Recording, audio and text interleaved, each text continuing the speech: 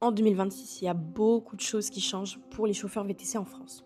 Donc voici les 3 points essentiels à retenir aujourd'hui. Le premier élément, l'électrique est presque obligatoire en ville maintenant. Les zones à faible émission interdisent les véhicules critère 3 dans Paris, Lyon, Grenoble et beaucoup d'autres villes depuis 2025. Critère 3, ce sont les diesels récents ou les vieilles essences. Les contrôles se renforcent en 2026 avec des radars qui arrivent progressivement dans les villes. L'amende est de 68 euros. En gros, sans voiture 100% électrique, les chauffeurs VTC perdent l'accès au centre-ville et gagnent du coup beaucoup moins d'argent.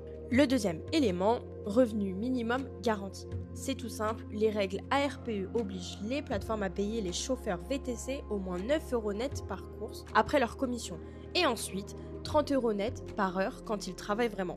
Donc c'est-à-dire de l'acceptation de la course jusqu'à la dépose du client. Ces montants sont donc obligatoires sur les grandes applications. Et ensuite, le plafond micro-entreprise passe dorénavant à 83 600 euros en 2026. Attention, il y a une bonne nouvelle, pas de malus au poids sur les véhicules électriques cette année. Et le troisième et dernier élément, c'est le statut indépendant maintenu pour l'instant. Ce qui veut dire que la directive européenne sur les travailleurs de plateforme peut faire passer les chauffeurs VTC pour salariés si la plateforme contrôle trop les tarifs, les horaires ou les activités. Mais elle n'est pas du tout encore appliquée en France parce que la transposition doit arriver avant fin 2026 seulement.